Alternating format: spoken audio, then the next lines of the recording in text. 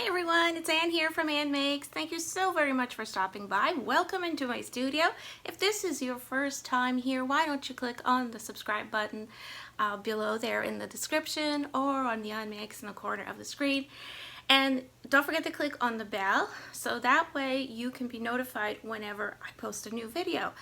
Also, since YouTube has changed the look of things, you may want to double check in your subscriptions. So when you go onto YouTube, check your subscriptions, and it's usually at the top left hand corner. It's very tiny, so there's subscriptions. Go in there, make sure that you are subscribed to my channel, and also follow across the screen, and there's a little bell. Click on that bell, and that is how you'll be notified whenever I post a new video. So today I have something new to share with you. I'm here to talk to you about mixed media art and art journaling. So maybe you've heard of mixed media, maybe you've heard of art journaling, and you're not sure what that is. So I'm here to help you understand the very basics. And if I keep looking down, it's because I have some notes here that I don't want to forget to mention, and also to keep me on track on time so I don't ramble on unnecessarily. So mixed media is essentially art made using more than one medium. So for example, if you're going to use, let's say, some acrylic paint, and then you want to use some stamping, and then you decide to color those stamped images with colored pencil. Well, there you go. That is mixed media because you're using three different mediums right there. You're using the acrylic paint, you're using the ink, and you're using the colored pencil. Now, of course, those of us who are a little bit crazy about mixed media, that's not going to be enough for a lot of us. We're going to go and pull out everything except the kitchen sink. Well, maybe. Let me think about that. No, but seriously, it's just about everything that you want to use. And an art journal is basically, it's a place for you to express yourself creatively. Now, the thing with an art journal is that it can be a very private thing. You don't have to show the world, but if you want to share anything, that is totally up to you. So both are forms of creative expression, and the rules to doing mixed media art journaling is that there are no rules.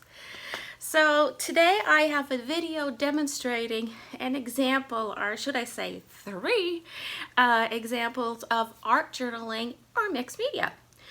And that's right, using primarily Pebeo brand mediums, because I have the products. I've been dying to play with them, and so I decided, why not play with my beautiful new Pebeo products and use the little watercolor paper art journal from joggles.com that I got, and combine the two to start making a little art journal. And I have 3 pages in here that I completed, and in the upcoming videos, first in part 1, you will see how I use all the mediums to prepare the pages, and to give you an idea how I went about doing this. And in the second part, you'll see mostly, I'm still using a lot of Pebeo products, of course, but there's going to be a whole lot of other stuff, a lot of other supplies that I have here in my studio that go into completing those 3 pages. So if you're interested in learning more about how I go about sometimes just playing in one of my art journals, then you're going to want to stay tuned and stick around to watch video number 1. So do you want to see what I do? Here we go. So we begin with this watercolor paper based art journal from Joggles, and I'm just showing you that it comes with these discs that are removable, And the reason I'm showing you this is just to show you how easy it is to take the art journal apart so you can work on the pages individually. Now I'm just laying down a piece of wax paper just so I can work a little bit more quickly because I'm on camera. And it is just faster for me just to move each sheet of wax paper. I'm starting off preparing the pages with some gesso.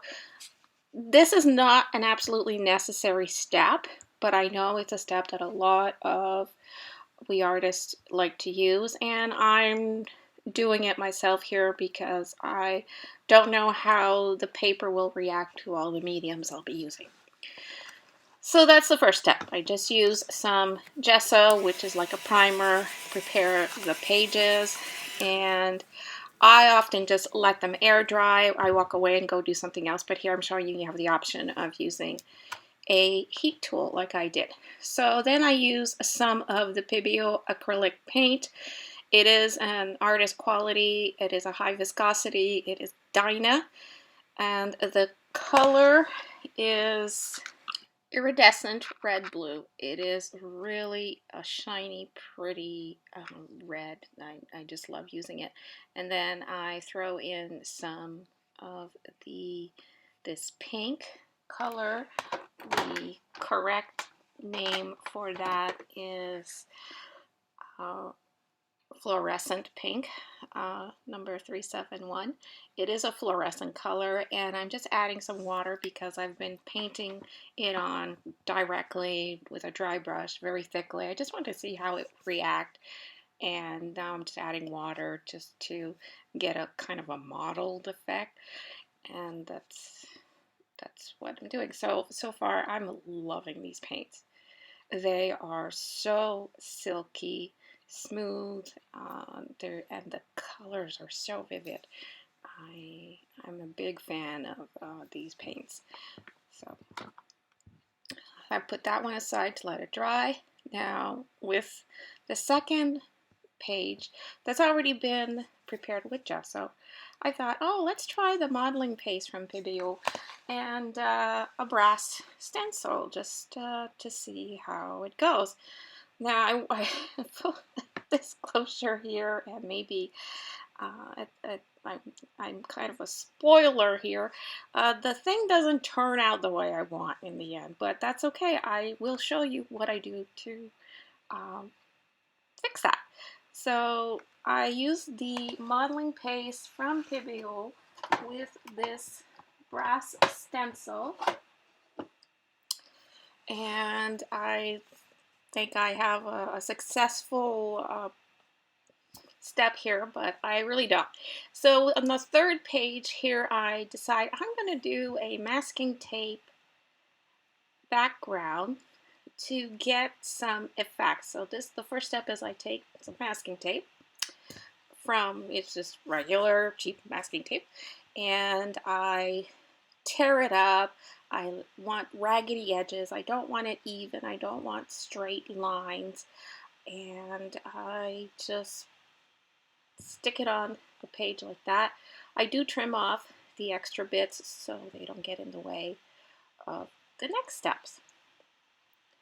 I use masking tape in a lot of mixed media. I find it's a really fun technique, and you can get really different effects from it.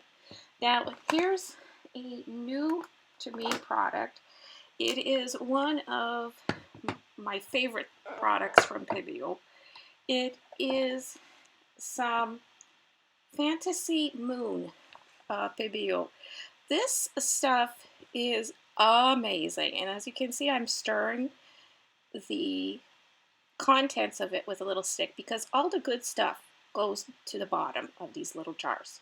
Now these little jars are small, but they are mighty. There is so much pigment and color and beauty in this.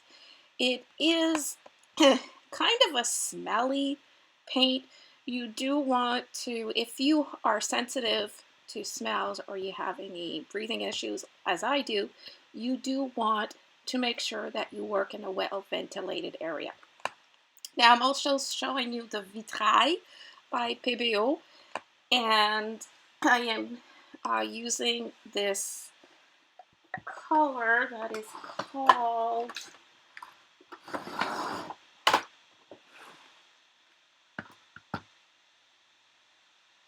I can't remember the name of it right now, but I'm going to write it on the screen. And I'm using a pipette to get it from the bottle and just drizzle it onto the paper. Now, the Vitrail paint I'm showing you the intention of the product is to be used on glass and porcelain for painting. But I decided to play with it on my art journal. Now, the little jar I just opened, I showed you, it's just mineral spirits, odorless mineral spirits, to clean out the pipette. And if I had been using a brush, I would use that also to clean my brush. Because this is not these products are not water-based. You do not want these going down your drain either. You do need to use mineral spirits or odorless mineral spirits, which is better for you to clean your tools. Now I've added the lightening medium from Pebeo, also a Vitrail product, just to, as it says, lighten the actual medium. And now I'm just kind of moving the page around and trying to get the Fantasy Moon and the Vitrail kind of interacting together and reacting. And I just love how these products react and form cells right in front of your eyes. It's really like magic. It's beautiful to see. And then I just let it dry, and I do have to let this dry a very long time, and I tend to let this dry overnight because it takes a long time to dry. But before it completely dries, I decide, I'm going to add some texture to this. So, of course, since I am a collector of everything, excuse me, I go to my supply closet and I pull out a jar of used tea. That's right, tea from tea bags that I've had tea. I have kept it, I have dried it, and I am sprinkling it on the medium now to add texture. I think it looks a lot like dirt, kind of sand thing happening here. I'm kind of going for a dirt sand feel. Next, once that's dried out, this is all dry, I paint the second page where I had tried the modeling paste. I also take the same paint and water it down to paint the third page. Now I've moved on to back to the first page that I had painted in the red, blue, iridescent, and fluorescent pink. I decide to use another medium. This time I'm going to use a wood-mounted rubber stamp and some dye ink and create a background. Now this is a really big stamp. It is hard to get it all inked, and my ink pad is a little dry, but I don't mind because I'm just looking to make some sort of like shadowy background, not a really striking background.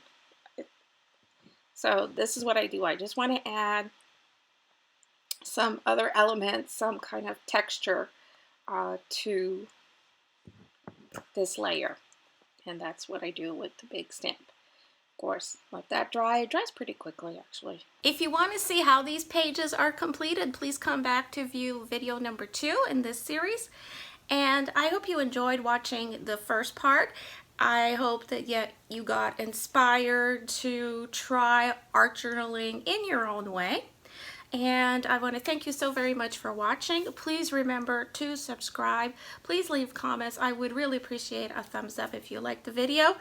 And stay tuned for the second video. It is coming shortly, and all the links will be provided in the description below for the second video. Also a blog post with all the information regarding the products that I used, and you can also check out many of my favorite products listed in my Amazon store, where you can purchase them, of course, if you're interested, but also see what I really like to use in my own art making.